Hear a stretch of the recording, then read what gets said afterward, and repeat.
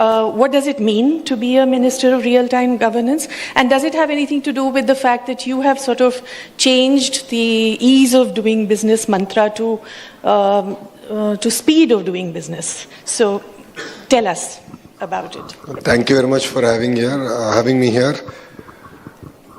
So that's a very interesting portfolio. What we've done in Andhra is we have started collecting data sets from across different ministries and integrating it to a single data lake where decisions can be taken in a meaningful manner. So what that means is that in true spirit, we deliver on the promise of speed of doing business. And now our Chief Minister, Mr. Naidu, has taken it one step further where he said that it's ease of living. Because the intersection of a citizen and government has always had a lot of friction. And the idea is how can you use technology to eliminate that friction.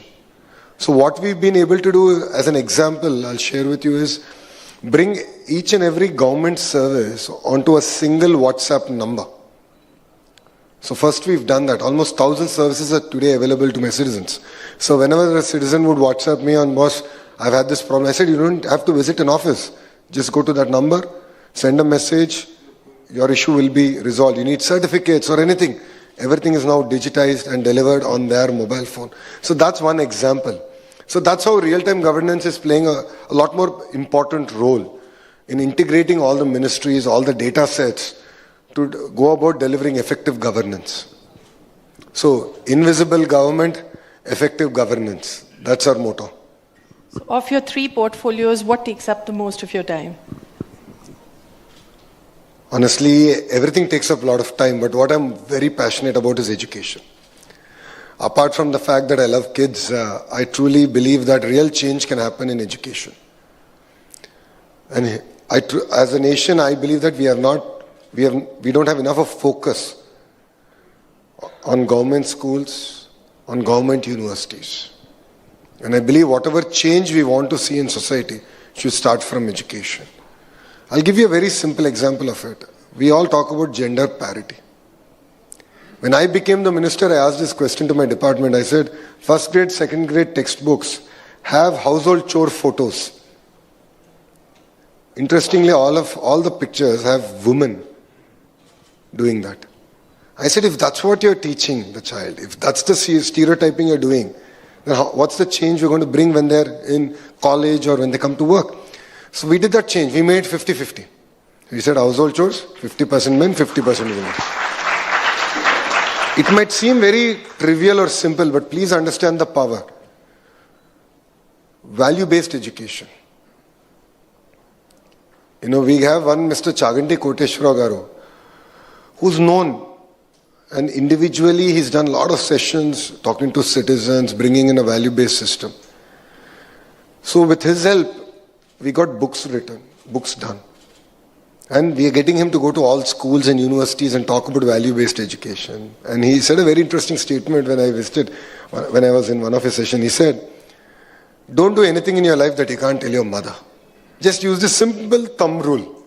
You're a successful citizen. Very simple but very powerful.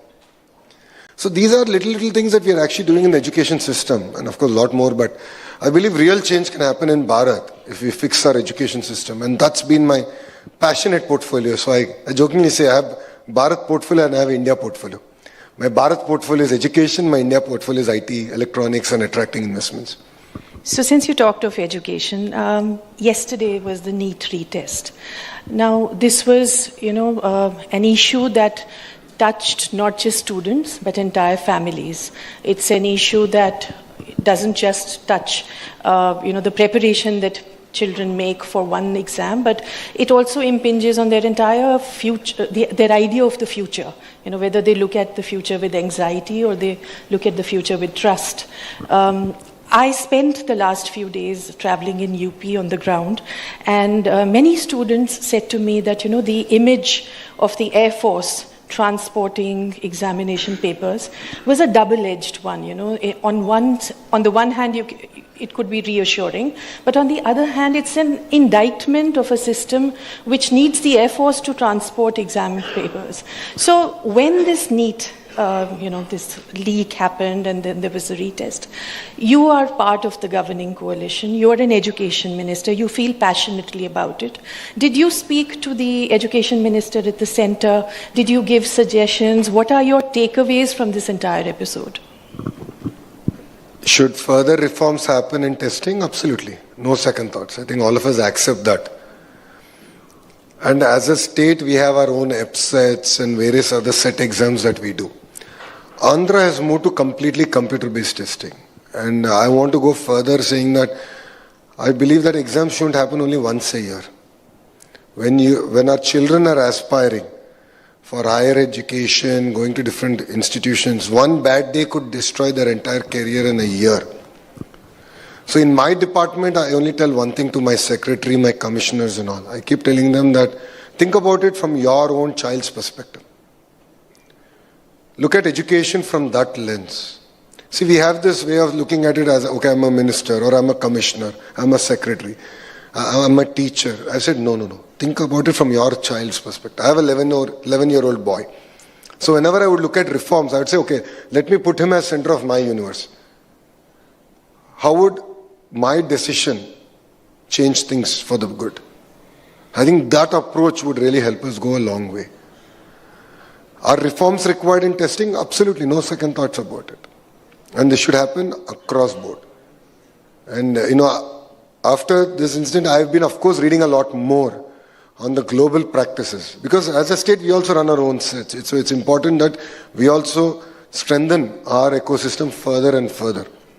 And that's something that is very much required for India. But as one education minister to another, did you speak with Minister Dharmendra Pradhan? It was very important for me to understand what went wrong. So including the CBSE.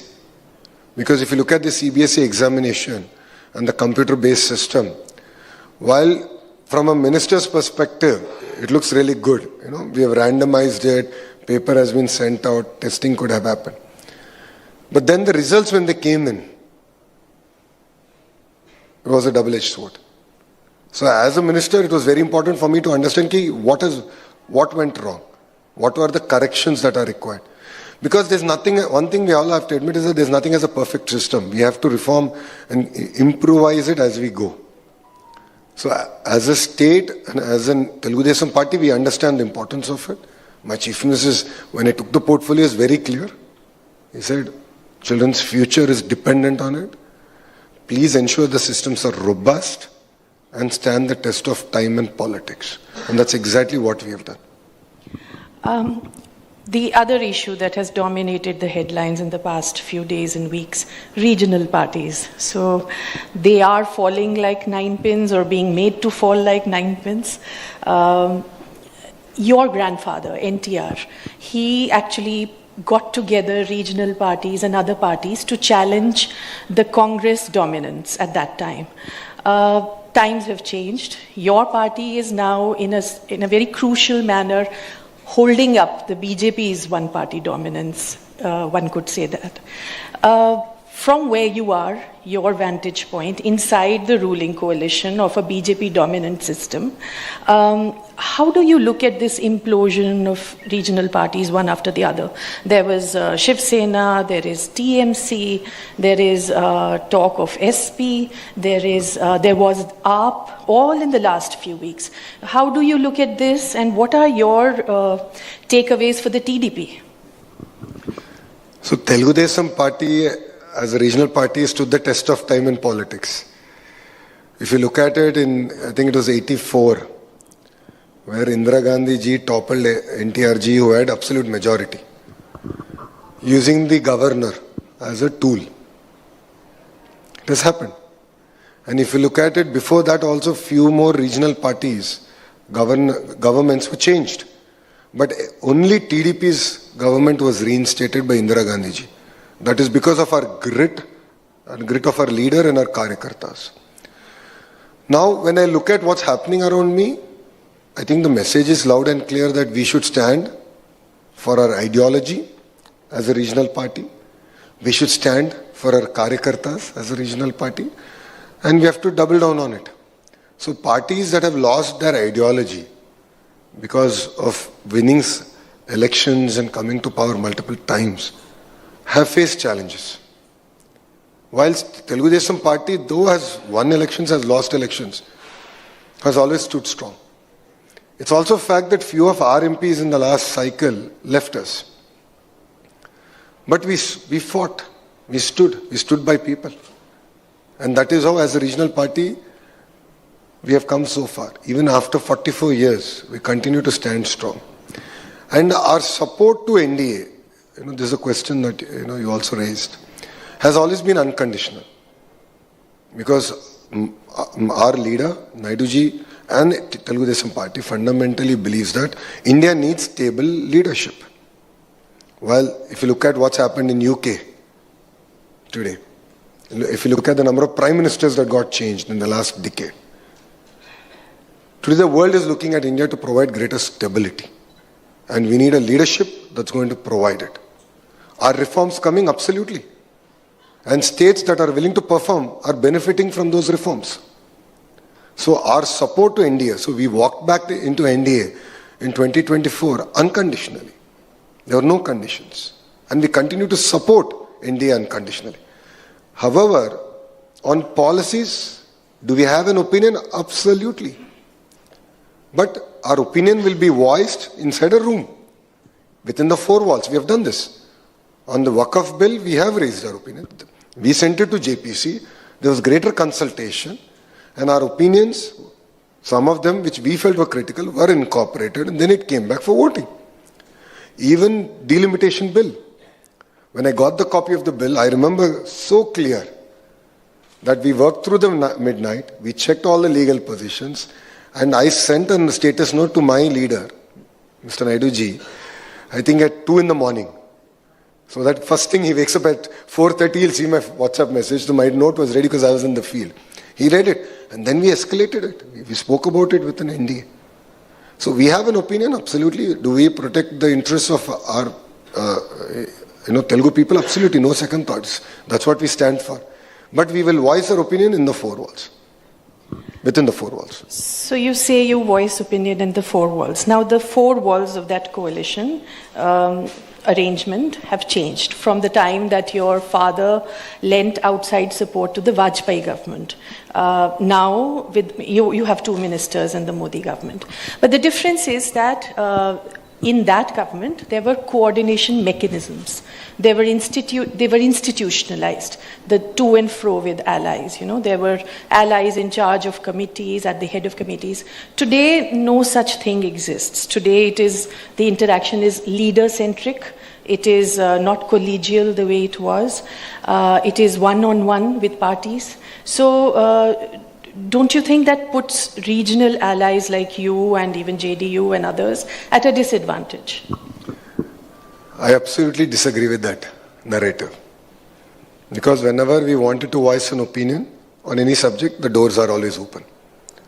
Whenever we wanted reforms to come in certain sectors, which is in the interest of the state, and of course, Andhra gets the first mover advantage, our opinion was always heard. And things were changed when we were able to sell. See, end of the day, as a regional party, it's important that I might have a vision. It's important also I go and sell that vision to leaders who matter, who take this decision. So I'll give an example. Our conversation with Google started about before the shoveling 13 months back. And they wanted certain corrections in permanent establishment, taxation. And Naiduji went and spoke to Modi ji very clearly and said, this is what we think we should do. He said, absolutely. And then it was his office that led those reforms. So honestly, I as a regional party, I truly believe that our voice is being heard. And we've had no such issues in this current NDA. How regular is your interaction with the BJP in the NDA? As much as we need it. There is no regularity in terms of... See, politics will not wait. Issues will not wait for an official meeting to be convened 15 days from now or a month from now.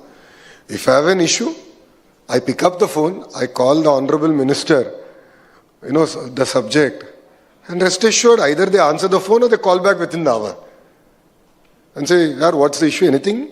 I say, boss, this is what we want to do, this is what. Done, let's have a meeting. I'll call for, send the note before you come. We send the note, we have a meeting, and we close the subject. That's how we work. This is what we call real-time governance. No? No, so to get back to you, let's get back to you. So, in your trajectory, there have been these moments, these aha moments, if you will. You've spoken about this, that you entered a room full of 5,000 people when you were, I think, 21, and your father was out of power, and everybody stood up and clapped for him. And that was a moment you felt that you wanted to be a politician. Then there was another moment that you have spoken about, which is when you lost your election and then fought back and came back with a record majority. Another moment is when your father was arrested. And but the moment that you talk about the most is your Padyatra. You have often spoken about the fact that that Padyatra made somebody who was a Stanford MBA into a full-time politician.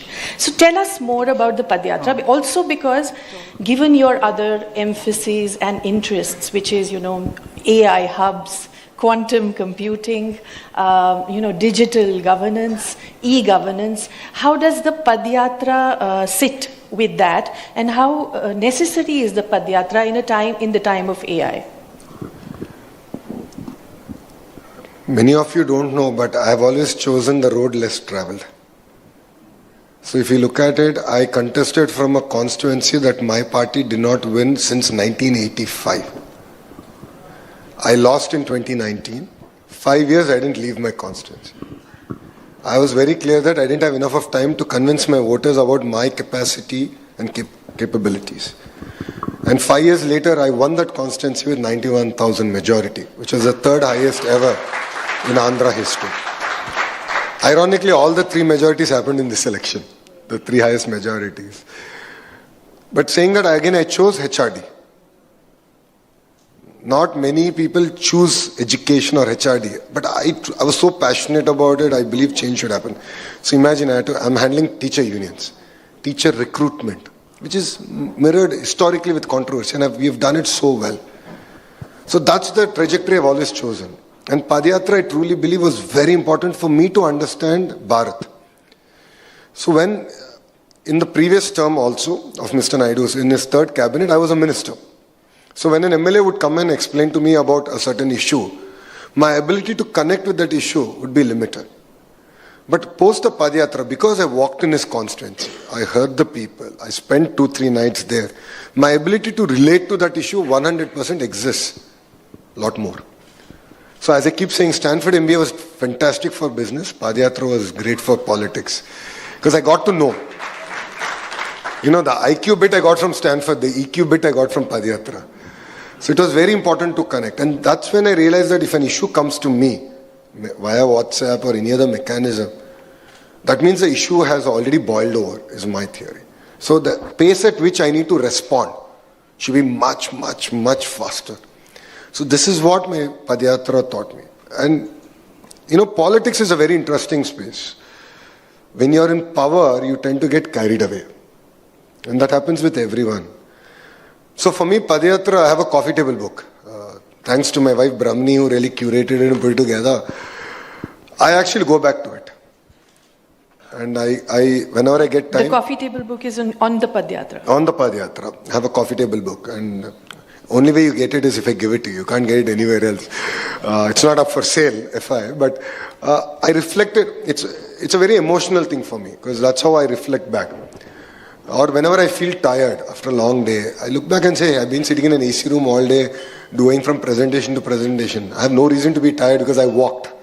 There were days when I walked 24 kilometers in Andhra heat, which is quite grueling. But I did it, and it created that sense of connection. And that's where I believe, I reflect back on my Padyatra. When I take my decisions, I look back on my Padyatra. And I continue to talk about my Padyatra. A few other politicians who did Padyatra don't seem to remember that they did a Padyatra or even connect with it. But I connect back, I go back. When they talk about an irrigation project, it's like aha moment. Yes, I remember this. So this is the connection that it has enabled me to have with my people, with people of Andhra Pradesh. So one thing you did during the Padyatra was you held up a little red book. It's a personal diary in which it is believed that you have names of officials, officials, YSRCP leaders, and other administration, personnel during the time that Jagan was in power, and you believe that excesses were committed against TDP and TDP cadres. So now there were recently some custodial deaths, and the opposition has said that this is an example of red book governance, that there is a kind of vendetta politics that you are indulging in, or your government is indulging in. And your Mahanadu, the TDP's annual conclave was held in May, and there was a lot of talk about the destructive governance during the Jagan period.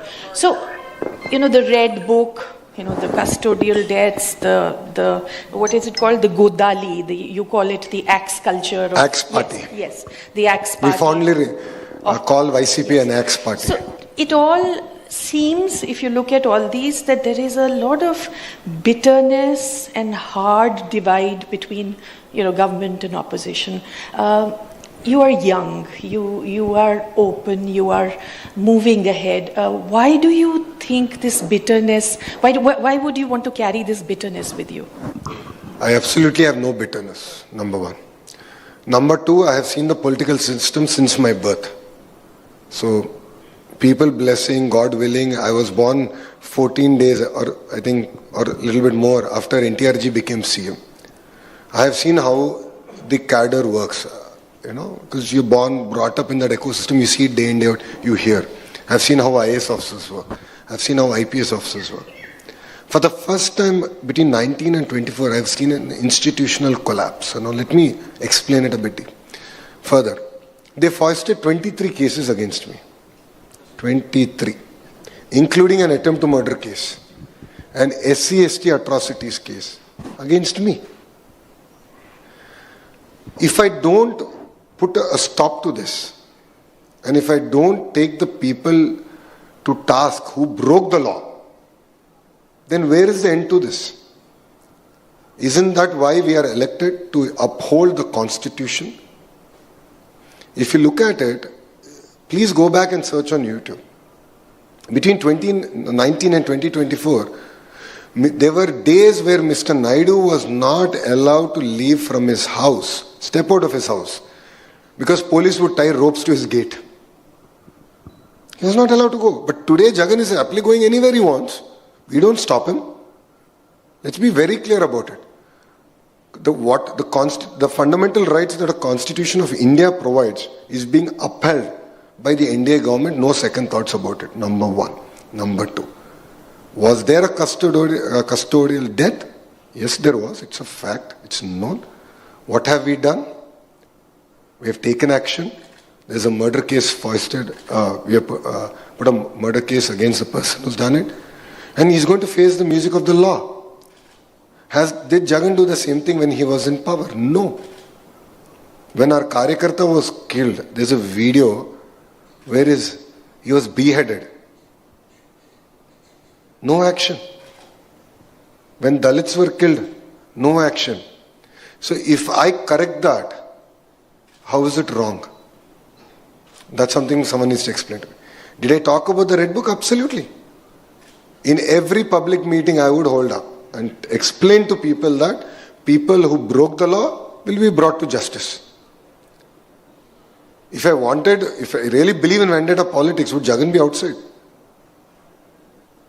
But we don't believe in it. Mr. Naidu never believes in it. Telugu Desam Party, historically, and we are not a new political establishment. We've been around now for 44 years. We've never done it. This is not something we don't stand for. But people who committed a crime, who broke the law, will have to face the music by law. And it's nothing personal from me. You're the face of your state's investment push, and you've had major successes. You brought Google, it has committed, I think, its largest tranche outside the US. But there are questions, there are controversies, there are questions about land acquisition, about environmental concerns, because all these data centers, the amount of energy and water that they will require. There are concerns that environmental clearances have been given in haste, or that the state is giving too many subsidies to these companies. So how would you address those questions? If you look at it, data is the new oil and data centers are the new refineries. The quicker we accept it, the closer we'll be to reality. See, all our phones are now powered by data centers. So do you stop using them? And now let's talk about a few numbers. 3,000 TMC. Just keep this in mind. 3,000 TMC of water from Godavari goes into the sea every year. 3,000 TMC is more than the annual consumption of water in Brazil. More than in Vietnam. 6 gigawatt of data center capacity that we want to build in Andhra would require about 1.5 to 2 TMC. 1.5 to 2 TMC. So what's the context? I'll give you one more fact. A thermal power plant, 1 gigawatt thermal power plant consumes 7 times more water than a 1 gigawatt data center. But everyone sees power as a necessity, so it's okay. So where are these coming from? If you look at it, we believe as a nation, we have one nation, one grid that enables us to wheel our renewable energy across the state. Today, Andhra Pradesh has solar, wind, pump storage, hydro projects. That's what makes us very different. So there's so much of renewable energy that I can give the data centers. Why not? And the kind of jobs that it will create. So the question I get asked is, will data centers alone create jobs? I believe data centers are the catalyst that create jobs. For me, it is not merely about attracting the data centers alone. I am getting everyone involved in the ecosystem come to Andhra Pradesh. I'll give you one interesting company, Carrier Air Conditioning, set up a shop in Andhra Pradesh just because so much of data center investment is happening, because they need all the air conditioning for the data centers. A simple number. Power electronics, server, the blade servers, the racks, the whole 9 yards. That is what we have built. We are building the entire ecosystem that will create jobs. Now coming to incentives, as a state, should I compete with other states? Absolutely. Otherwise, if we don't create jobs, what are we even discussing as a nation? The single task with which we are working in Andhra Pradesh is creating jobs. You believe we did things in haste? I call it speed of doing business. If a steel project gets stuck in a neighboring state for decades and I'm able to close it in 17 months, will you call it haste or will you call it speed of doing business?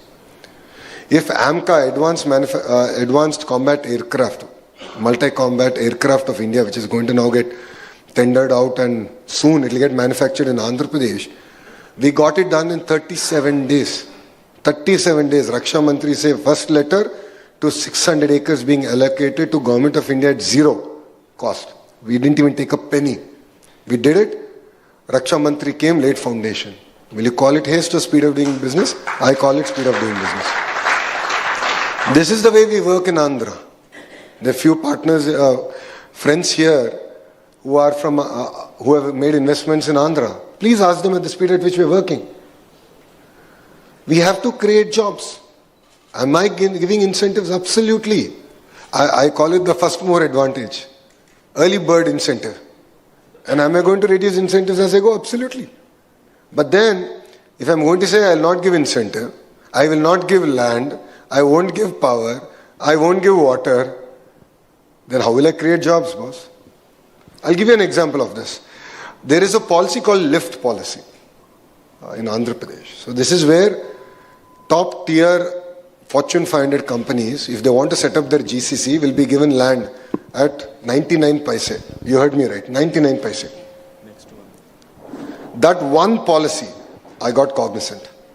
TCS, Infosys, IBM, few more are going to come soon. My theory is very simple. Okay, I can mark that land value to the market and say it's going to cost X amount of money. So you pay me that money. Versus me giving it at 99 paise and pushing them to finish their campus, create the jobs. those jobs that they're going to create, the economic impact that they're going to create, the tax that they're going to give to the state, they're going to repay my entire land price every year. So for all the businessmen here, my IRR on that investment is 100%. But you need leaders to take that bold decision. Otherwise, how will India move? Someone has to explain this to me otherwise. If we get so protective and we are not willing to put our neck out and say, this is what India needs, this is the kind of change we need to. We did it, we got it done. And I had to fight for the policy. Even my chief minister didn't believe in that policy. I, as an IT minister, had to fight. Then I realized that I'm doing single batting. So I started looking at my other ministers saying, boss, thoda support dena yaar. Luxury. 30 minutes, imagine in a cabinet meeting. And Mr. Naidu is not exactly an easy chief minister to work with. 30 minutes he was bombarding me with questions. And I stood my ground. I said, no, I believe in this policy. I said, give me one chance. You've been pushing me on one side. Give me a catalyst that will make that change. And I believe this is the catalyst. We got the policy. And the beauty is, it was challenged via a pill. And the court did not even accept. Because they said, what's wrong? If a Fortune 500 company is coming up, Cogsy is coming up, or an IBM is coming up, and few more I can't name because it will be unfair to be officially announced. If they are all coming, what's wrong? That's the policy of the government. So whatever we've done and we will do will always stand the test of time and politics.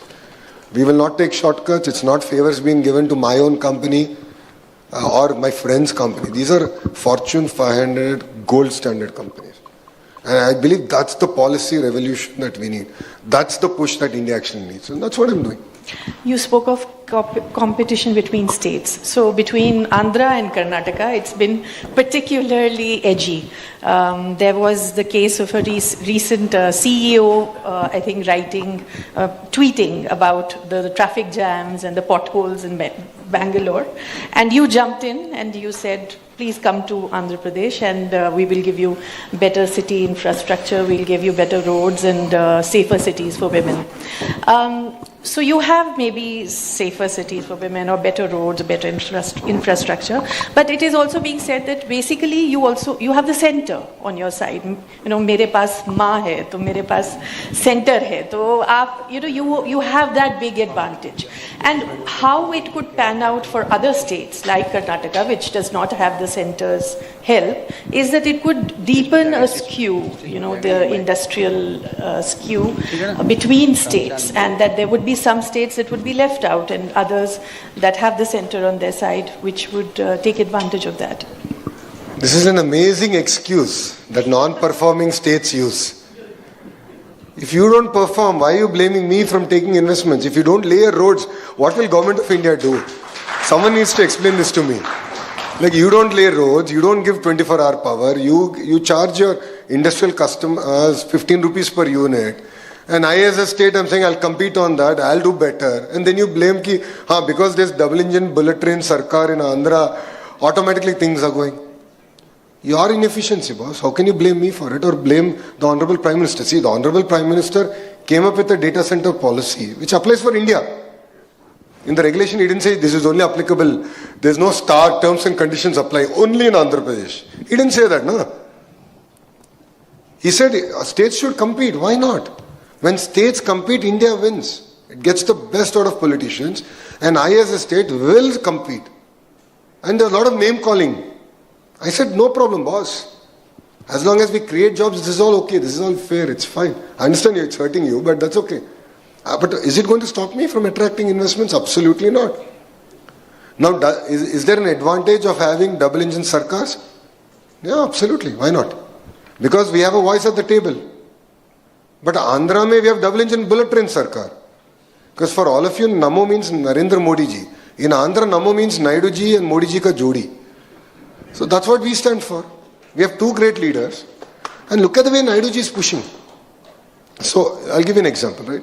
If you look at the Asla Mittal project, so we did everything from the state side to get them. They had only one request. They said, see, transporting iron ore all the way from the mine to my plant in a truck is the most meaningless thing we can do. From a cost perspective, from an environmental perspective. So we need a slurry pipeline. All they said is we need a slurry pipeline.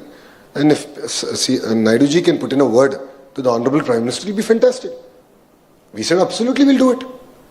Naiduji went, met the Honorable Prime Minister and explained the entire thing. He said, who gave this idea of trucking iron raw material all the way in a truck? It's meaningless. He said, this is the problem. No, we will do a slurry pipeline. It's good for the nation. No, Mr. Naiduji had a conversation with the PM. Should other CMs do it? Absolutely. Why not? Should Karnataka CM do it? Absolutely. If they don't do it and they blame us, or they simply say that, no, everything is going to this state or that state, boss, compete. Fight for investments. Definitely they'll come to your state. You just said Namo means Naidu and Modi. There is a certain irony in that. At one time, Mr. Naidu was seen as a prime ministerial candidate. And at one time also Nitish Kumar was seen as a prime ministerial candidate.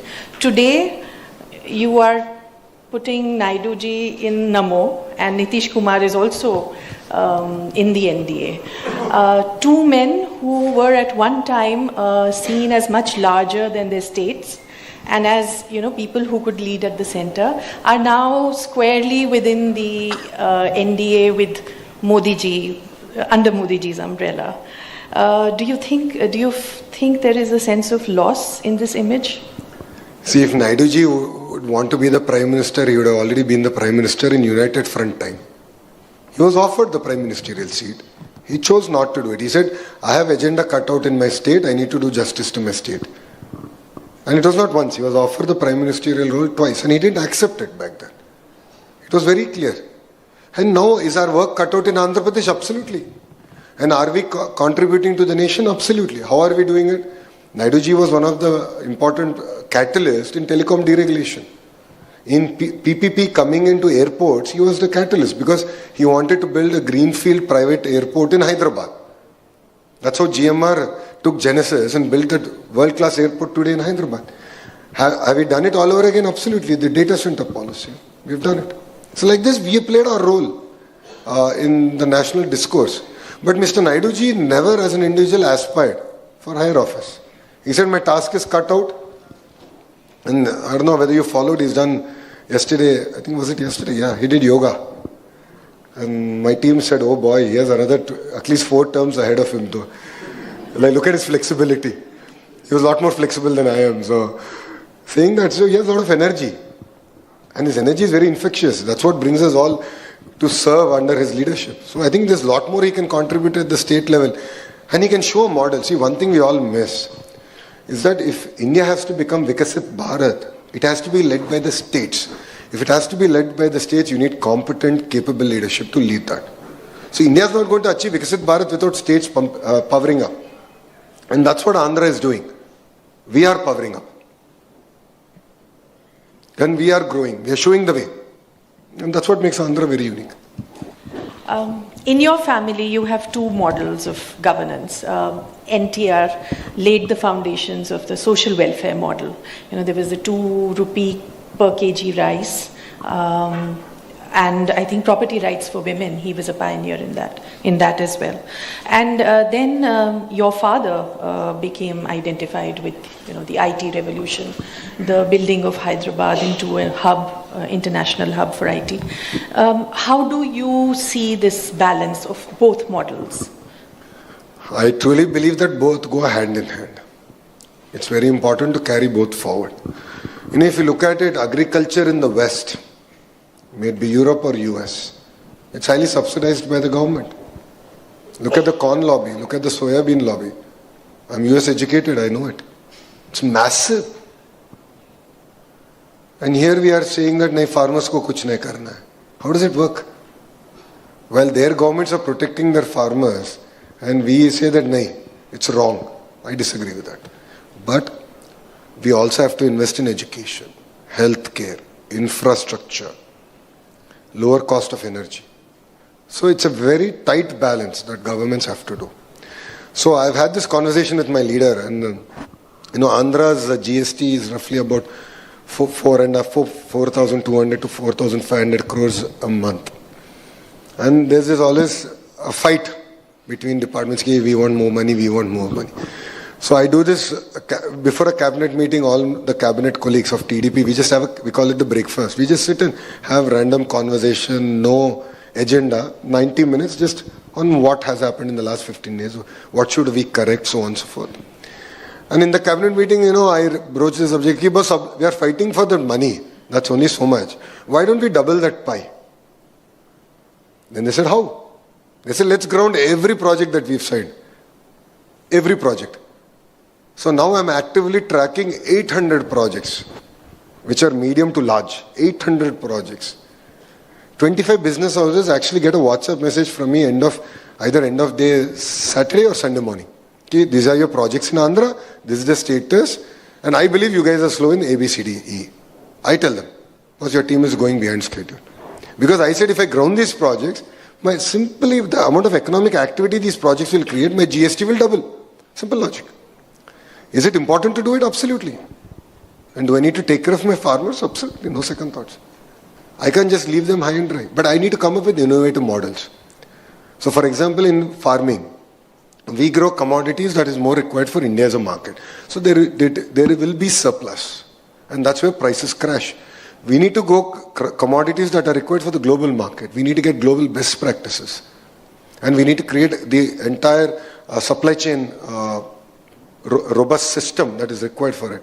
And export our commodities. That's what we need to do. And only then can we create a resilient horticulture hub. This is exactly what we did. So we did this with banana. So banana is big in Andhra and we never exported pre-14. But then in our previous regime, we focused on it. We said export karenge. And now we are one of the largest exporters of banana in India. So I think there are models there. And we have to find innovative ways of doing it. Do they require a handholding? Absolutely. See, we have to accept the fact that there is still poverty in India. Then we have to give them a handout and we have to hold their hand. It's not just about paise de de mera kaam ho gaya. Nahin. How do you pull them out of the cycle of poverty? Education, opening their eyes up to what are the opportunities that Bharat offers. Only then can we bring the cycle out. Andhra Pradesh has done well on poverty reduction, it has done well on healthcare, but not on literacy. Why is that? So, before I answer your second question, the first question is a very interesting question. I'm doing a history wall in our party office. So before the historian came, I was looking at data. So all of us like what? Chat GPT, Gemini, and we asked a lot of questions. So I was comparing HDI and per capita income of Andhra and Bihar in pre-TDP, so pre-1983. All of you will be surprised to know that Andhra's per capita income was not more than 12 to 15% higher than Bihar in 1982. So it took one Telugu Desam party to transform Andhra Pradesh. And that is what has made us, made Andhra Pradesh what it is today. Coming to literacy, last 5 years, that is between 19 and 24, there was zero focus on enrollment. There was zero focus on adult literacy. All of you will be shocked. In 2024, when the report came out, 24 report which came in 25, Andhra had the lowest literacy rate, lower than Bihar. We took up a mission mode. I am running India's largest adult literacy campaign. Completely digitized. Because I love technology. Everything has an app in Andhra. We created an app. We tracked. We'll use data effectively. Real-time governance again comes back. Where results will come out soon. We are already in the mid-tier.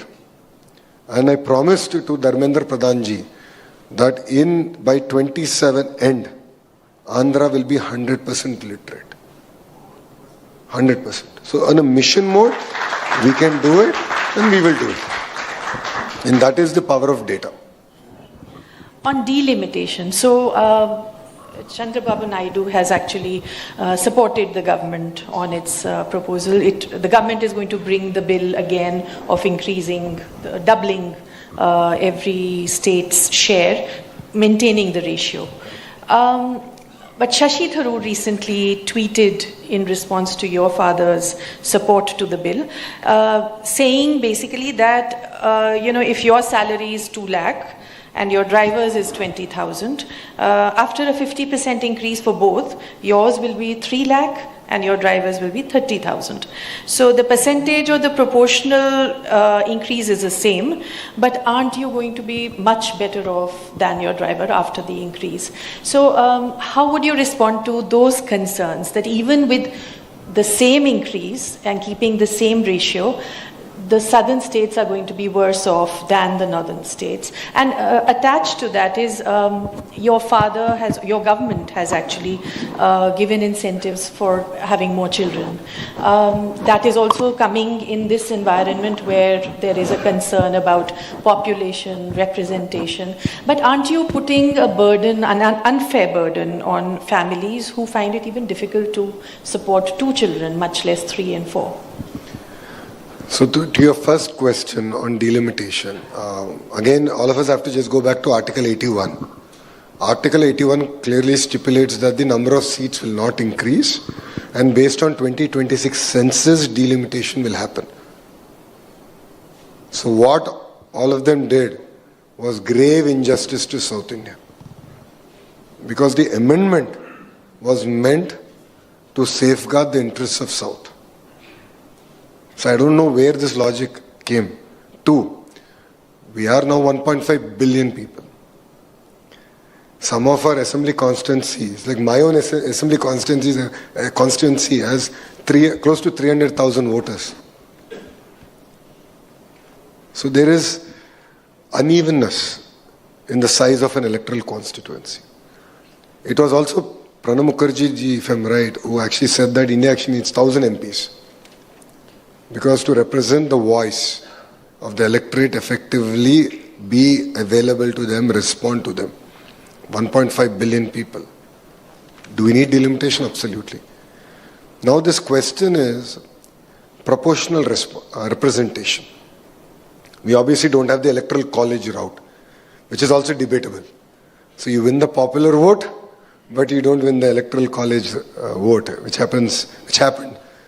Trump versus President Trump versus Secretary Clinton election, this happened. So India has taken a parliamentary form, and as long as our humble view is that as long as proportional representation is maintained, I believe that the safeguards are there. Otherwise, Article 81 will kick in. Tamil Nadu, Kerala will lose 7 MP seats. Andhra will end up losing 3 MP seats. I think Telangana will end up losing 1 MP seat. And this will move to the most populous state, number 1. The second part of your question about, we call it demographic management, population management. We should not look India with one lens, and that's a mistake we always do. We look at the macro number and say everything, sab kuch acha hai, or we don't need to intervene. But if you look at it, the replacement rate in Tamil Nadu, if I'm right, is around 1.4. Andhra is about 1.53. So we are below the replacement rate. Replacement rate is 2.1. Is there a mechanism that we should take care of the children? Absolutely. We have done that. We've done it. We have a program called Talliki Vandanam. As long as the children are in school system, we give 13,000 rupees per child per year. It supports the family. And we've done that. As a government, we've done it. It's proven. It's robust. 1 cycle over, 2nd cycle in July. So Mr. Naidu, and this is not the first time Mr. Naidu has spoken about it. It was in 2018 that he said this problem is coming about, and we as a nation should be cognizant to it, and we have to create frameworks for it. So it had nothing to do with the political spectrum of delimitation. These were 2 independent decisions. It's just that they ended up getting bundled at the same time. And then it came about. So that's the view with which we are working as a state government. The social media ban that you are proposing. Andhra Pradesh the government is mulling legislation which will, I think, have a ban under 13, a social media ban for children under 13, and then some age-appropriate content between 13 and 16. how difficult or easy, how far gone are you in the planning of this kind of legislation? Because there will be problems. There will be problems that have to do with state boundaries. I mean, does this policy end at the state boundary where one state begins and the other ends? There will be problems of age verification. There will be problems of, the cooperation between intermediaries and platforms. So you are looking at models. Australia has already done it. Others like France, UK, and Singapore, I think, Denmark, they are all in different stages of proposing this kind of policy. Where are you at right now, and what are your concerns? One, we have already held consultation with all the all the players, all the platform owners, and they've also made it very clear that children under the age of 13, according to their terms or conditions, as we might say, are not allowed. But of course, kids are exceptionally smart. They find ways of faking it and they'll get on the platform. So they want it under the age of 30. No second thoughts about it. As parents, do we want it? I think all of us should show our hands. How many of us believe that our kids under the age of 13 should not be on platforms? It's quite open and honest. We agree to it. We need safeguards. Age-appropriate content is very, very important. And that's where we have to use a framework where we can regulate it. You're absolutely right. It makes it exceptionally challenging for a state to do it. Because you're right, there's boundaries, there's VPN, there's so on and so forth.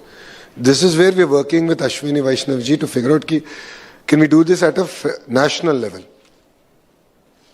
And this is the conversation I'm already having with him, and quite a detailed one. So I'm sure soon you should hear about this. So this will enable India to protect its children much better. I'll ask just one more question, then we can open it up to the audience. So Andhra Pradesh is the #1 state for international immigration. You have a large number of students and IT professionals who are particularly vulnerable to the Trump policies, the change in the immigration policies in the US. So what are you doing for those students? What kind of spaces do you think the government can open up for our young talent that now doesn't have a place to go, chasing the American dream? If you look at it, quite a few of our children went to Europe as healthcare support workers. There are some who are going to different parts of Southeast Asia in the entire semiconductor industry. So we are opening up new avenues where our children can explore. And while we are having this debate about 3 languages, we are going about saying kids who want to learn Japanese, here is the ITA college or degree college, and kids who want to learn German, here's the opportunity. Because it opens up new boundaries, new opportunities for them, right? They can actually go. This is what I believe is the power, and this is something that we should use effectively as a nation. And we are quite cognizant of it. Yes, what's happening in the US, they become a lot more inward looking. And if you look at it, US was always built on immigration. The best and brightest minds across the world went to the US in search of opportunities, and they built US. It's a great melting pot. Now what will happen after 2 more years, I think? Let's watch. So I don't think we should be worried too much. We should do about what we do. While crisis is there, I also believe it's an opportunity. It opens up new boundaries, new countries for us to explore, countries that we never even evaluated. And that's the approach that Andhra Pradesh government has been taking for this problem. In fact, I'll ask one more question before opening it up. So again, back to your ally, the BJP. One is, of course, what we talked about earlier, that the BJP right now looks predatory. It's trying to expand its parliamentary majority, perhaps because it wants to bring on constitutional amendments with greater ease, because this last amendment fell because they didn't have the numbers. So one, it is predatory. Two, it has that one nation thesis, that one nation, one election, one nation, one tax, one nation, one grid, one nation, one, everything. Does that not strike some kind of apprehension in your heart, given that you are a regional party, part of a federal setup, and in the name of administrative efficiency, economic efficiency, there is a certain kind of an undermining of democracy and diversity in this one nation thesis? Already Andhra Pradesh's assembly and parliament elections are synchronized. So we are already in the one nation, one election cycle. So it's already happened in Andhra. We are already there, number one. Number two, is GST good? Absolutely.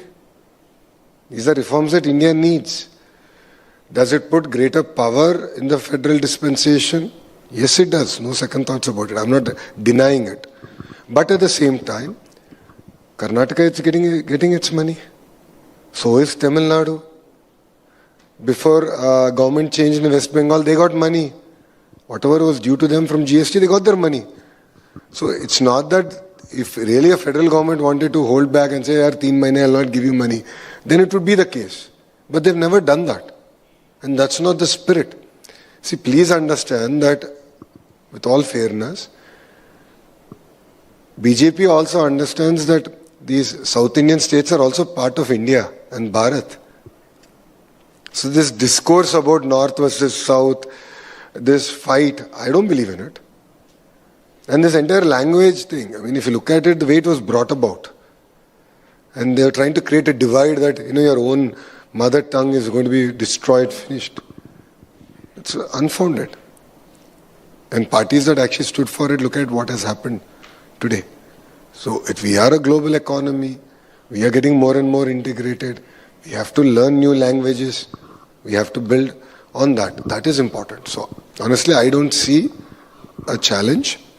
The only challenge is that if we are complacent as a regional party, if we for 1 minute don't listen to the ground, then we're going to pay a price.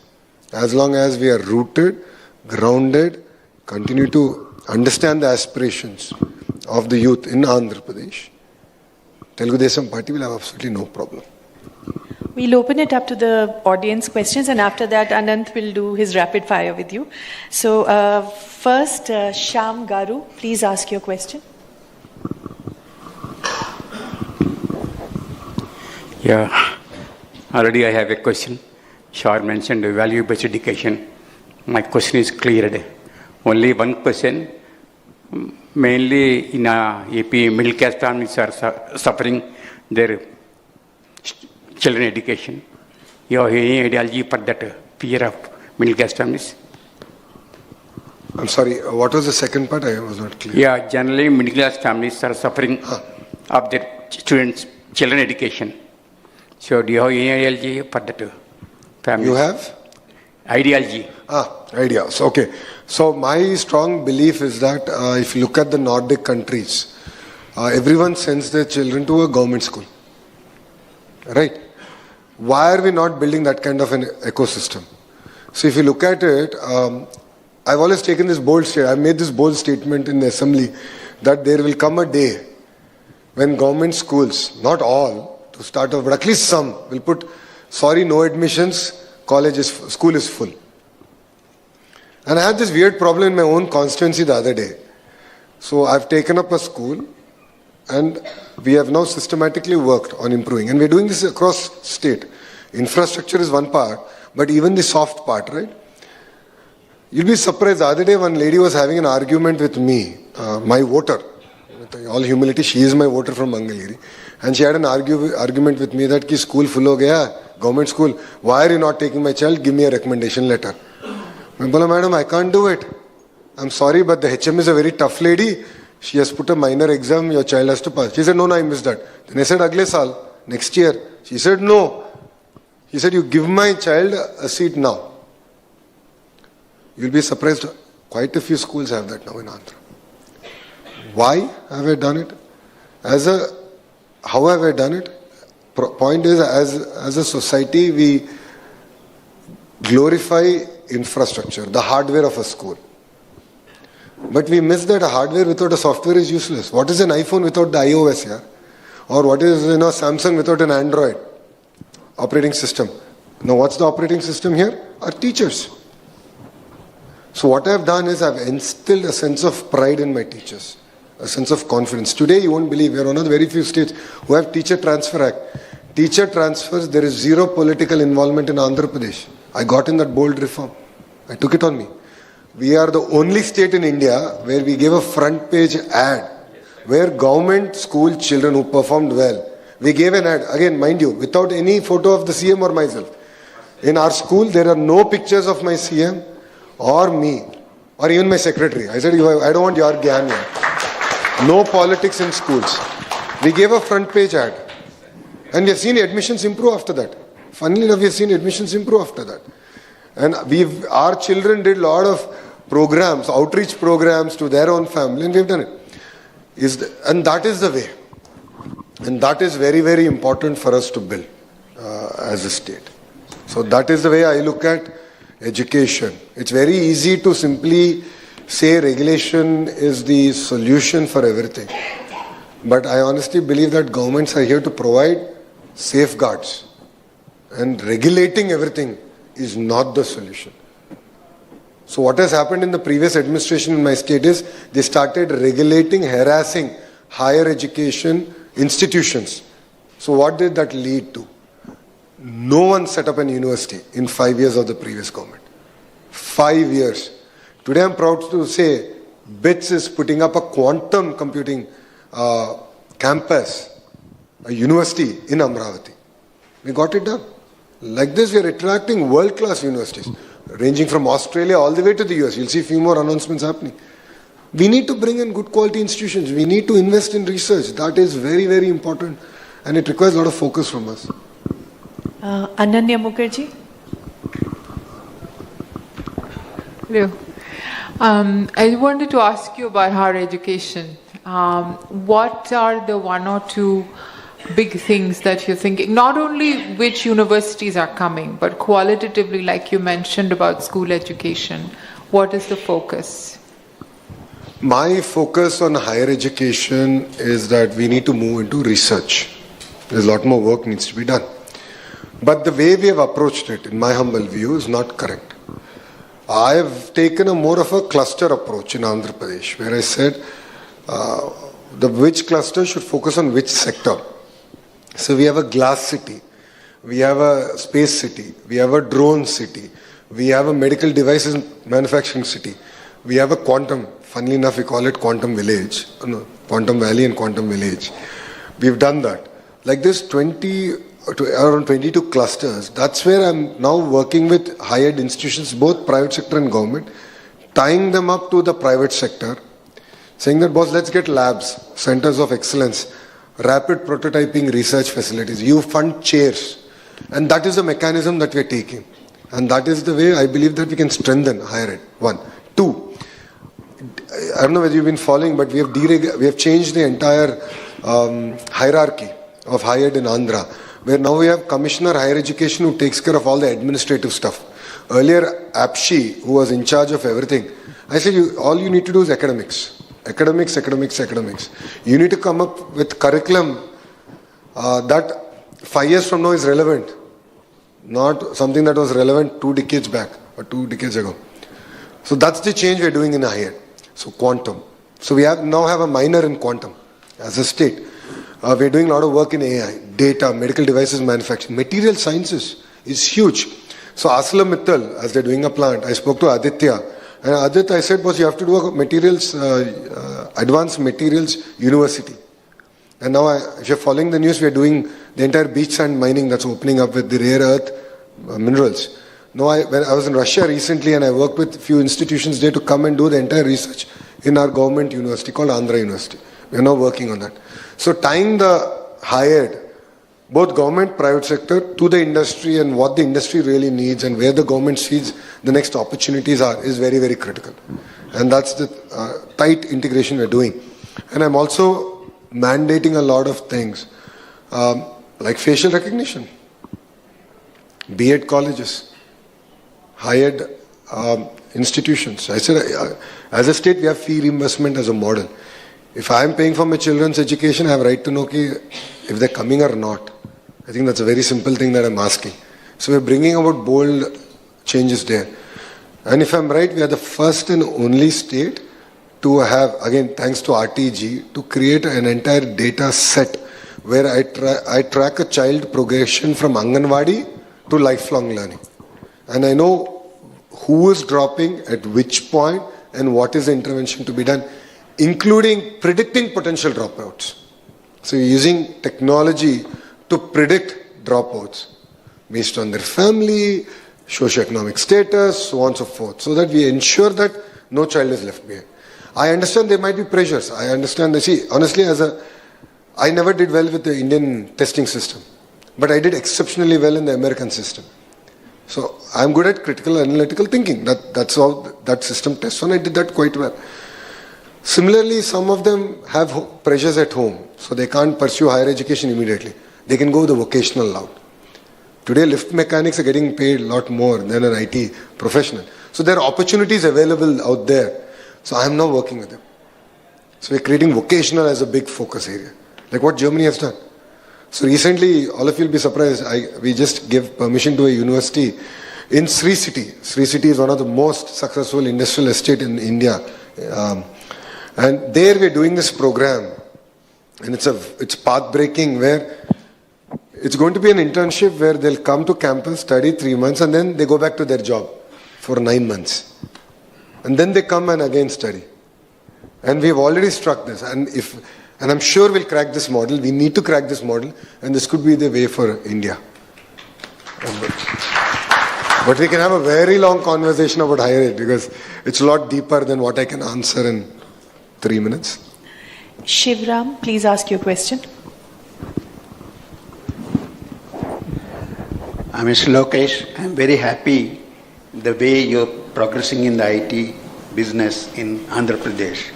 And also I'm happy, I'm a naval officer, that you're developing a defense corridor. As you're giving support to the IT, 99 paisa land, would you consider offering the similar thing for the SMEs and MSMEs in the defense corridor? So that's a very good question. Now, should I support SMEs? Absolutely, no second thought about it. That is why we have created, we're in the process of creating, because I think we've done 100 constituencies. Other 75 I'm working because I need to get land, where every constituency will have an SME park. And the price at which that land will be given it's very, very competitive. And no second thoughts about it, right? And this is the same thing. Again, see, it's not about bringing one company. I have to bring in all the ancillaries of that company. So for me, it was not just about bringing one Kia, but I got the guy who makes the bumper, the rear view mirror, the seat belt, the seat, the whole 9 yards. So we created the entire ecosystem in Anantapur. The same thing we're doing with AMCA. So we have various models, and our pricing to SMEs is something that no other state actually has. So we're very, very competitive in that sense. So rest assured, we will support SMEs. That is a singular focus. And our minister who's handling MSME is an NRA who came back and joined politics and became a minister. He's younger than I am. And the other day was talking to me, because I'm the chair of the group of ministers to create 20 lakh jobs, where he's talking about a deregulation where SMEs, non-polluting SMEs, do not need to apply for any permissions. They can start the project today, and they'll be given a window of a year or two, where through a single portal they can get permissions. So that is the kind of transformation we really want to do to aid SMEs or MSMEs to really go about doing what they do best, creating jobs. That's the idea. We'll take just 1 or 2 more questions from the audience. If you can raise your hands, and then we'll go to the rapid fire. Yeah, ladies first. The ladies, please. Yeah. Is there a mic? Both of you can decide. I'm not going to decide between the two. Oops. Ma'am, after Luck that. has I decided. promise after that it will be you. Thank you. Go ahead. Sir, you'd spoken about the data centers. You already have at least 3 of them coming up in Andhra. So you would be having a 4 gigawatt capacity in Vizag alone. Now, the US has in fact put up a moratorium on units up to 20 megawatts. And here we have 6, almost 4 gigawatt only in Vizag. And I think there's also a possibility that it might be increased to 6 gigawatts. Now, my contention is, you mentioned about the Godavari example and how Godavari also, sends almost 3,000 TMCs in the Bay of Bengal. There's also a river called Hudson in US. I'm sure there are, rivers which are pouring a lot of water into the Atlantic Ocean. Now, my question is that, the environmental burden that it is going to put on Vizag and also the entire state is going to be humongous, because each unit is going to draw at least 1,000 megawatt, because 1 gigawatt will have 1,000 of megawatt of electricity demand. Secondly, you mentioned the thermal power plants. The thermal power plants also produce electricity and they lighten thousands and lakhs of homes. So we are comparing consumption with production, which is, I think, extremely unfair and illogical, if I may say so. So, how can we make these analogies, and are they fair is it fair to put so much of burden on the environment of Vizag and Andhra Pradesh, number one? Number two, don't you think that, there need to be disclosures about these memorandums that you're signing? They have been signed under non-disclosure agreements. Plus, I'm sorry to say, but the government is banning information sharing on social media about these data centers, pulling down posts that are critical of these data centers. Isn't it unfair in a democratic society? I want to... Before you answer, ma'am, could you also say your name? Yeah, I am Shikha Salaria. I work with India Abroad. I'm a senior journalist with India Abroad. Perfect.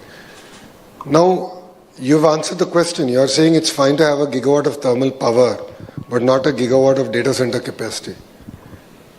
We've answered that. So we are saying that it's okay to have a gigawatt of thermal plant next to a village, which will consume 7 times more water, whilst we are not willing to have a gigawatt of compute capacity, which is going to get powered by renewable energy. Correct, so does renewable energy. Correct.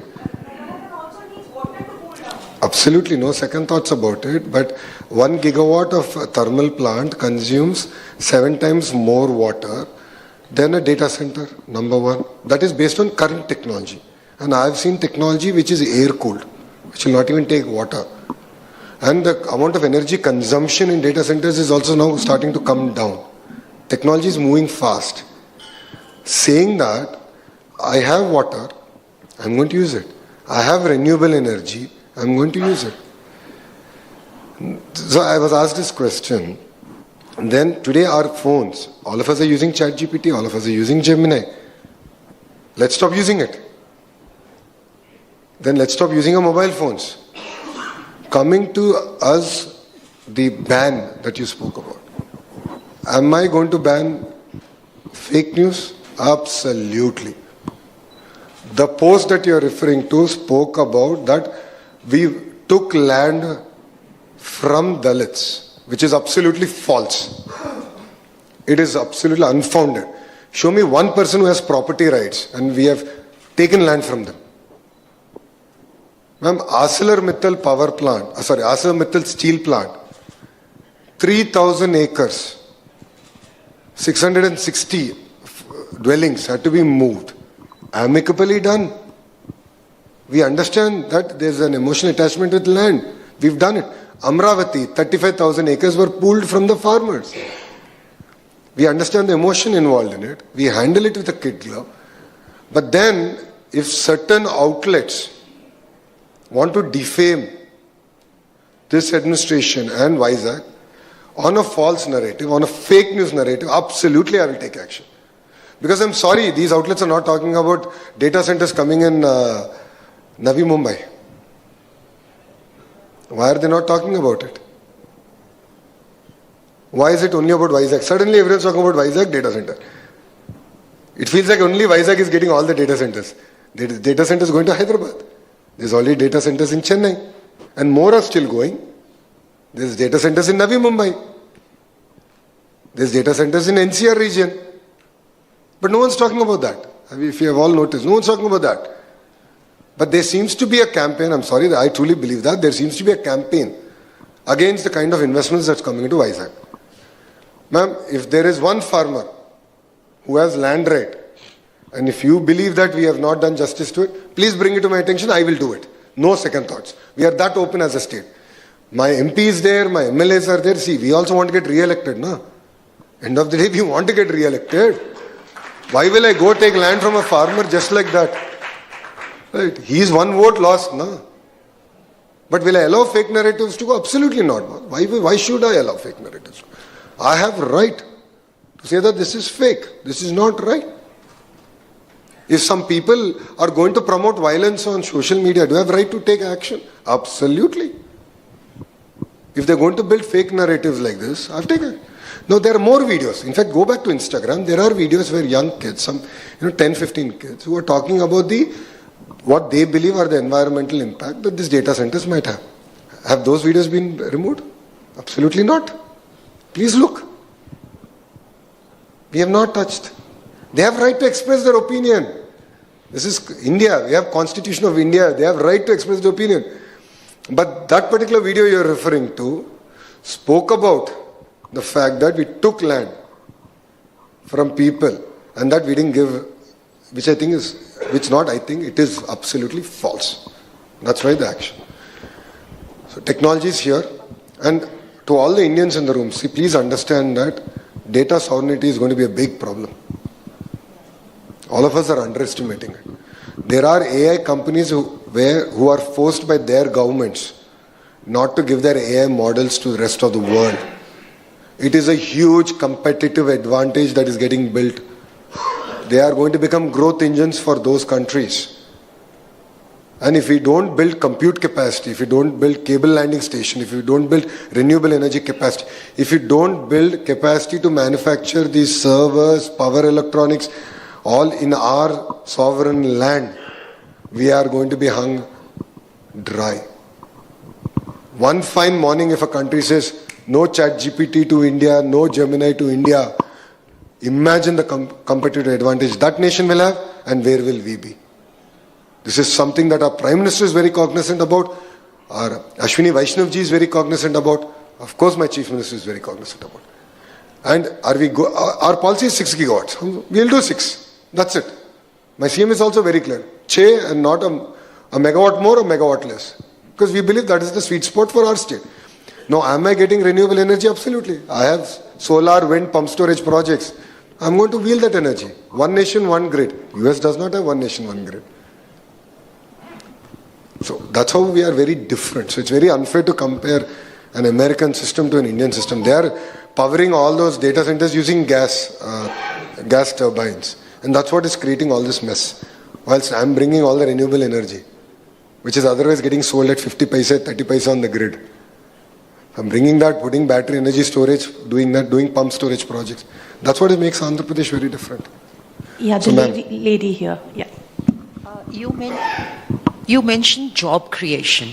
I would be interested in knowing this job creation, whether it is in the unorganized sector or it is in the highly specialized sectors or whether it is in the startups. That is one. Secondly, one was, maybe 5 years, 7 years, or could be longer. We spoke of the population bulge, and suddenly it became the population dividend. So what has led to this change? Economics is my subject, but I have not been able to understand what has led to this change. So the first question is in which sectors or areas? Is it blue collar, white collar, or agriculture? Andhra is firing on all cylinders. So if you look at it, we are a peculiarly long state, post the bifurcation. We have the second longest coastline. So it lends itself up for a port-led economy. And the data centers again comes back because we have cable landing stations. We connect Southeast Asia. We have broken down into 22 clusters. Shipbuilding is a focus area. Agriculture, the horticulture mission is a big thrust area for Chief Minister coming from certain zone. Aqua is another. Sustainable aqua is another thrust area for us. saying that I'm doing also quantum. So what we are doing in Andhra is across sectors, number one. Number two, I'm not as learned as you are, ma'am, but I look at India from three different lenses, and this has been a discussion happening, where we should not look India as one lens. We have an India which has per capita income equal to Mexico or higher, which is about 100 million population. Then you have about 200 million population, about 300 million population is very aspirational, more like a per capita income of Vietnam. But then you have 1 billion people who are under $1,000 per capita income. So that's the challenge. That's the real challenge for India. So what we've done as a state is that we've used different data sets and we said, okay, these are the families that require support. And that is the P4 mission that we're taking about, which is people, public, private partnership, where they have support the people who are less fortunate. Because all said and done, all the billionaires of India have achieved that because of the support of 1.5 billion Indians. If not for our data consumption or mobile consumption, Jio won't be what it is today. So Mukesh Bhai understands it totally and he's a great supporter of this. It is not a simple dole out. We are not here to write checks and say, boss, paise de de, kaam ho gaya. No. Hand holding. See, what happens is when people are in a cycle of poverty, they need a mechanism to be pulled out of poverty. And this happens. If you look at certain groups, right, they stop education in 10th grade and all of them become auto mechanics. Because why are you doing this? My brother did it. Or my father did it. That's all they know. So pulling them out of that cycle and saying that, nahi yaar, there's vocational, there's higher ed, padao. These are the sectors, these are the opportunities, linking them up, really pulls them out of that cycle of poverty, and that is what we're doing in Andhra. Now, is there a problem of 1 billion people under a per capita income of $1,000? Absolutely. And there are certain states which are contributing more to that lower per capita income, some states less. But we all need to work together. And only when we create jobs is we can come out of this problem.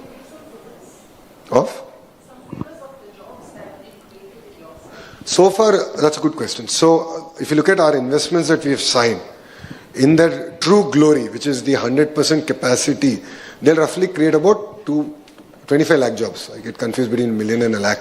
So, one time, 25 lakh jobs based on all the investments currently that have come. So far, that is over the next 5 to 8 years. That 8 years. So far, we have created about 5.3 or 5.4 lakh jobs in Andhra Pradesh. I'm sorry?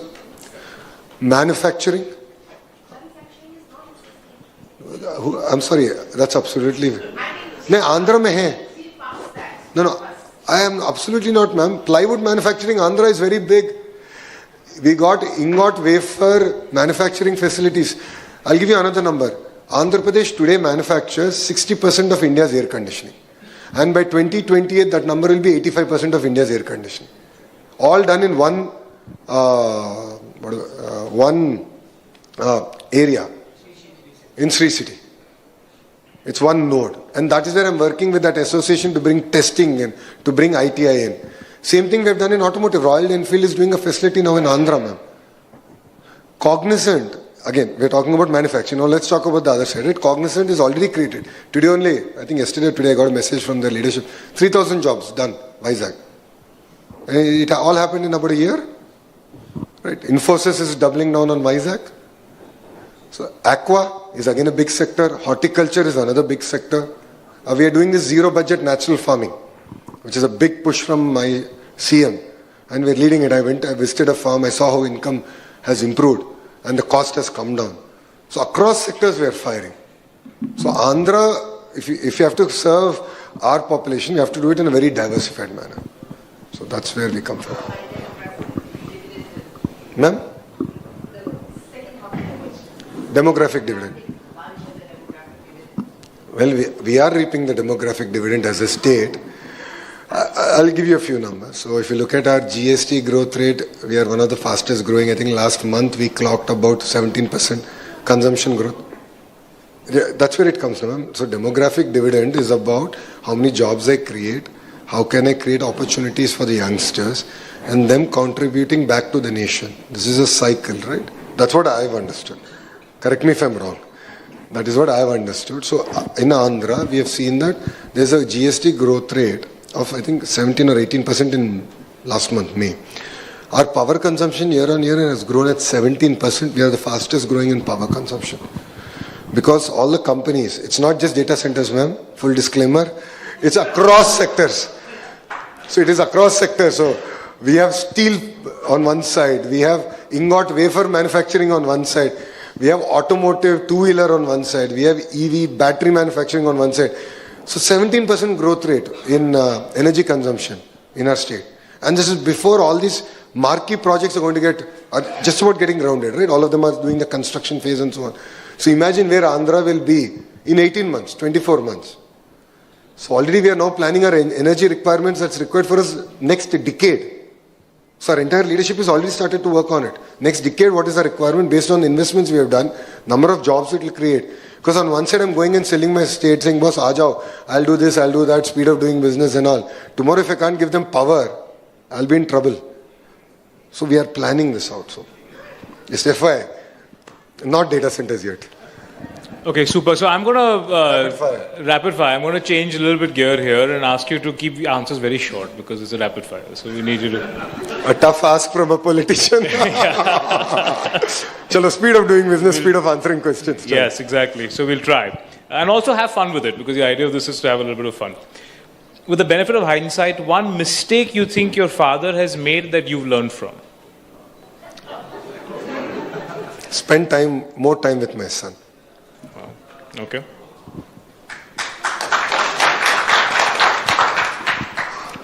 As a young dad, I appreciate that answer, I must say. Thank you. I always attend my son's parent-teacher meeting. Fantastic, fantastic. It's a role for me. Fantastic. Okay, one political heir of your generation, which I think I should say our generation, that you think has played his or her cards right? Very politically loaded question.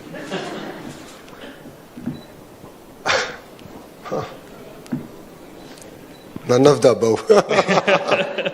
I would like to say I'm the one, but no, I think, see, I'll give a long answer to that. But politics is very unforgiving. So when you look at states that have done exceptionally well, have lost, like DMK has done very well for Tamil Nadu, and I used to compete with them in terms of investments. They lost an election. Yes. So, it depends, like, it's very easy to say politics in a single brush, like how we look at India as a single brush. It's a lot more complicated than that. Okay, then maybe we'll play a game here. One political lesson you'd like to offer or you'd like to learn from the following people, and I'll name them. First one I'll start with is Udayanidhi Stalin. Always be closing. Okay. Hemanta Sarma. Very difficult to compete with, very aggressive, very humble, hyper energy. So I would love to get some little bit of energy from him. Okay. Joseph Vijay.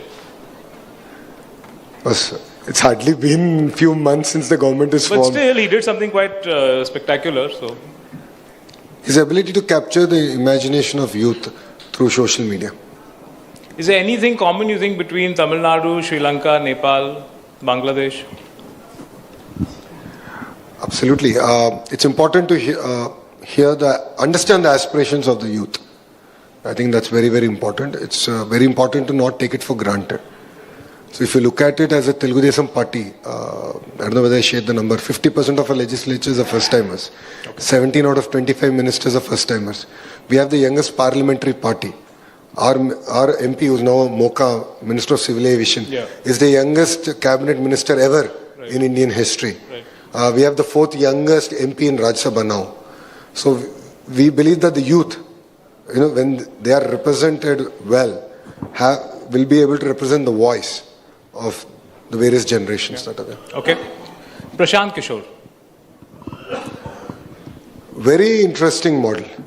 He's done very well in advising all political parties, including myself, but has not seen electoral success yet in his own way.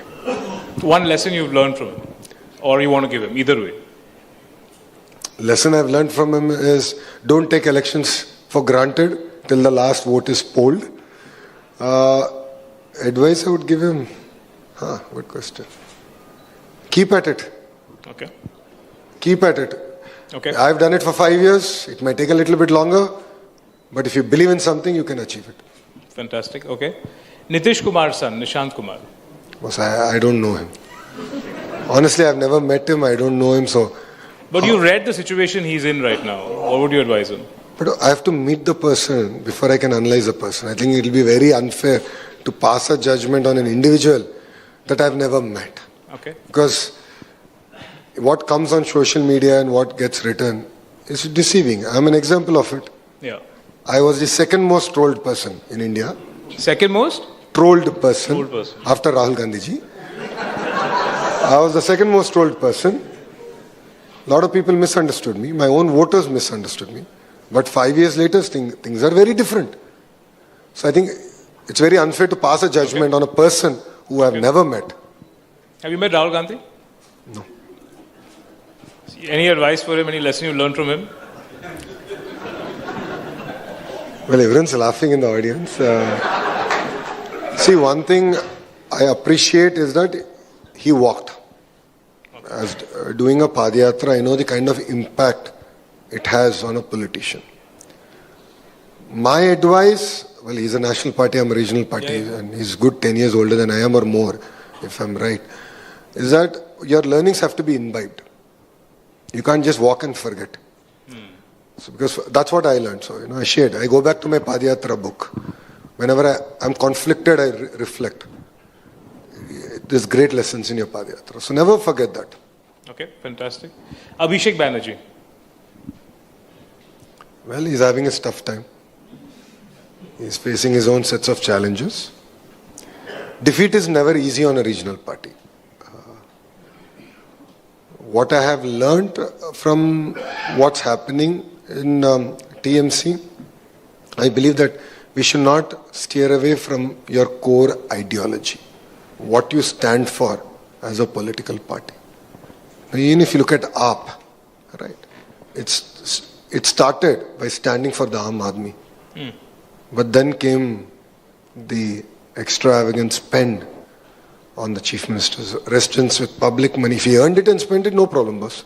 Public money. So when you deviate from your ideology, it's very difficult to survive. You can never take your electorate for granted. And where did TMC deviate according to you? Where did they deviate in their... Ideology kya tha? I don't know what the ideology was. That's my question. Right. So 15 years in power, we get complacent. We don't understand what's happening in the field, right? It's very important. See, again, it's very easy for me to sit on this side of the table and lecture them. It's very easy and very unfair. But what at least I've heard and what I've read, because see, I didn't do that. I was not on ground zero understanding West Bengal. Andhra, you ask me, I can explain. But West Bengal, I've not been on the ground. So, but whatever little I've understood is that we should never take the electorate for granted. What about your party members? Because that's what is happening, I think, both with Aditya Thackeray and Abhishek Banerjee, right? There is a certain feeling that the party members are being taken for granted and they are moving out. So how does, I know you touched on that a little bit, but is there a lesson? Absolutely. I think, one, it's not, for me, what is happening with TMC or with few other regionals, I'm not based on that. So for me, in my Padayatra, I was asked this question by my Karyakarta saying that, the guy who works and the guy who doesn't work are treated the same. So tell me how you're going to change it. So you'll be surprised. I have now a whole full-fledged ERP for a political party. I have the Zoho for political parties now. Probably I should actually license it and make some money for the party. I now have an app where my Karyakartas who do any work can post and there's a mechanism to track. Okay. So it's not just about giving money, but them coming and meeting me, or me going to their house and having a meal with them, or me calling them to party office, the top 20 performers, and having a meal together makes a lot of difference. And that's exactly what we are doing. So never take your Karyakarta for granted. Super. Okay. Coming back to little short answers here. RSS 100 years made a lot of news a few months ago. What is the one thing you think will change and one thing you think will remain the same in the RSS for the next 100 years? Nation first. will remain. If you look at, so a lot of people, I believe, misunderstand the institution. I have spent reasonable time mapping out the institution, because if you have to understand an institution, you need to understand the various arms of the institution and what does the institution stand for. I mapped it out. I won't say 100% understanding, but reasonable understanding of the institution. And I believe that they'll continue to play a very important role in building this great nation. What do you think will change? Will anything change? As an institution, I think they continue to reform themselves, bring in newer charters, newer things to do based on how India is going to transform. So that's something they're ever evolving as an institution. So there's not going to be one thing, I believe. The one thing young politicians should learn from Donald Trump.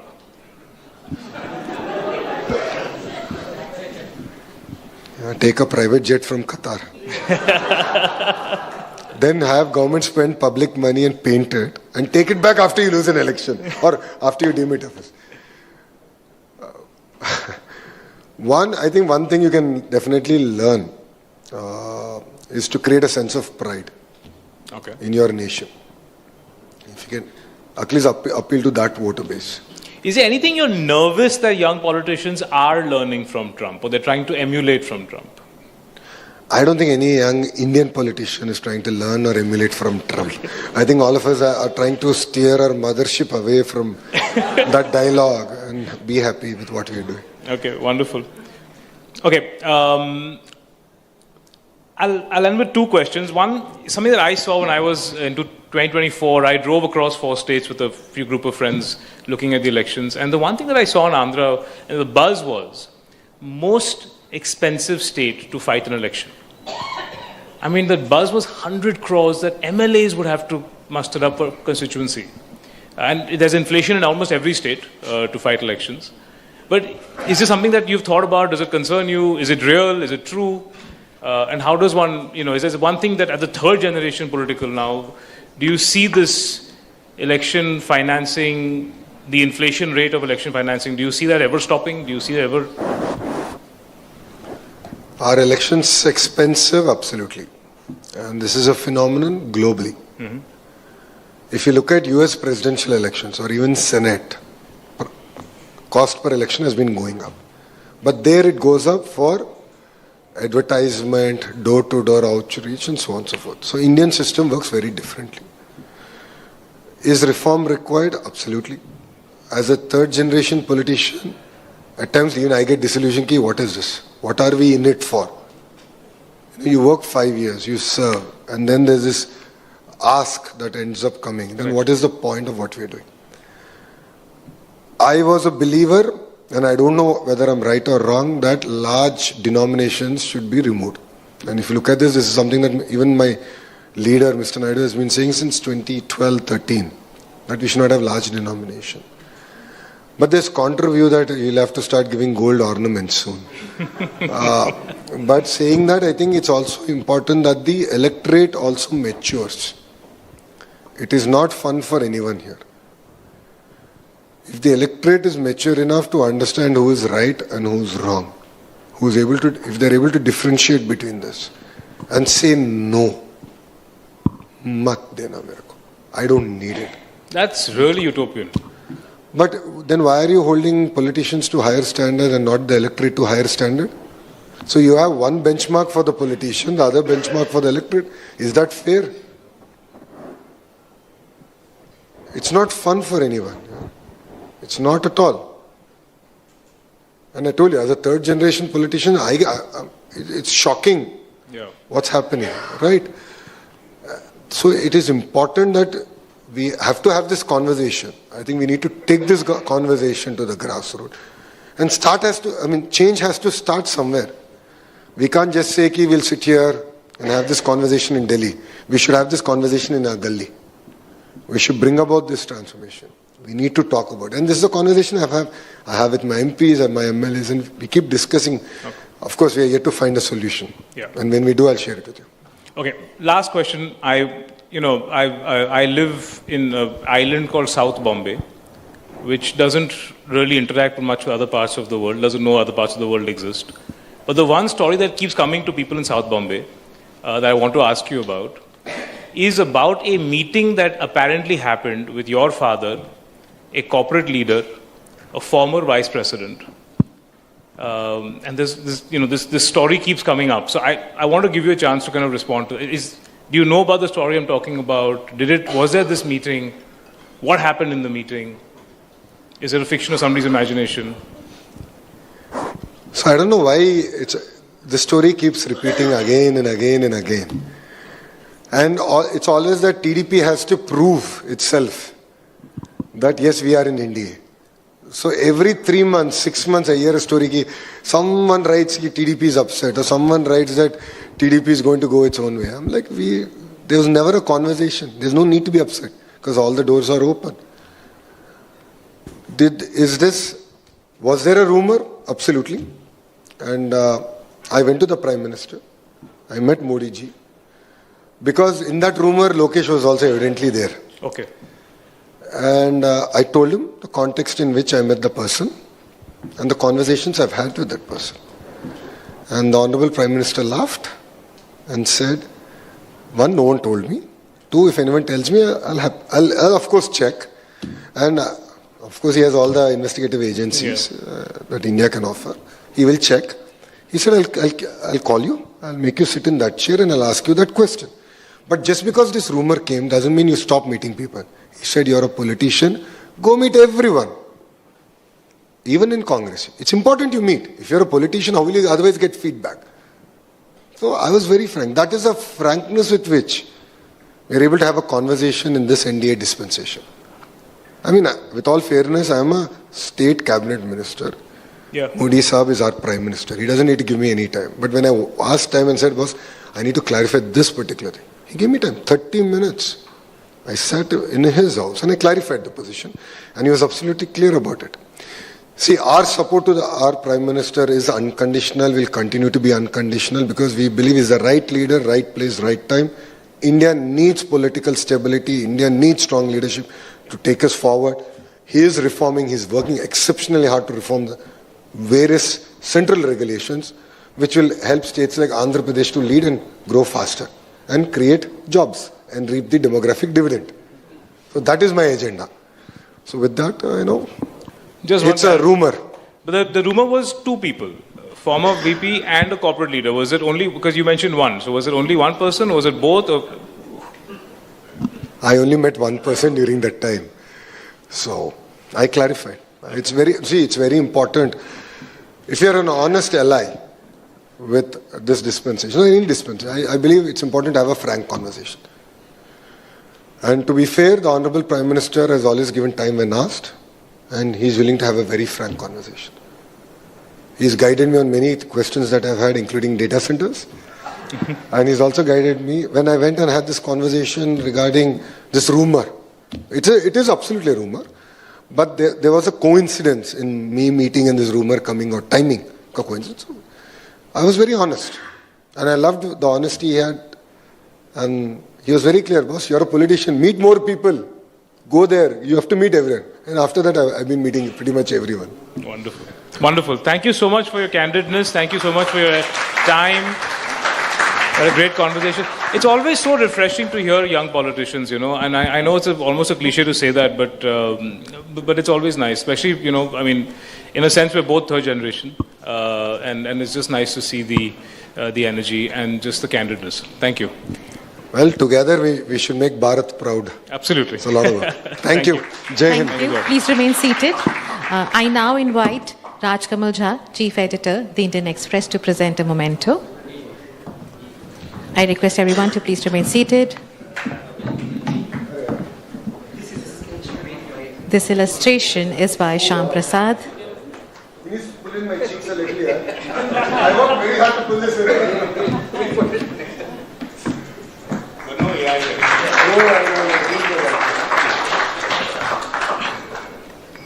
Thank you, Raj. I now invite Munagala Mohan Shyam Prasad Garu, Chairman and Managing Director, the Nali Double Horse Group, to present Nara Lokesh with the bouquet.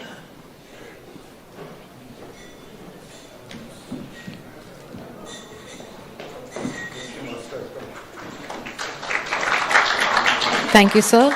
Request you to please remain on the stage. May I invite Kunal Madan and Shivaram on stage for a group picture.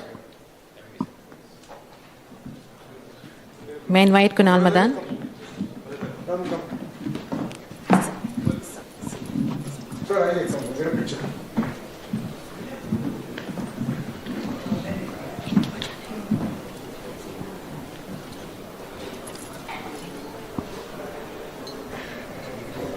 Thank you, everyone.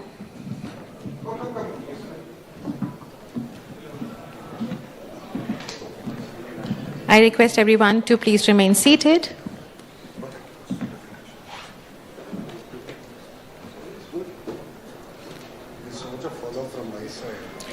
So as we conclude, I would like to thank our partners, presenting partner, the Nali Double Horse Group, celebration partner, Radico Khaitan, associate partner, Anant Technologies, hospitality partner, Le Meridian.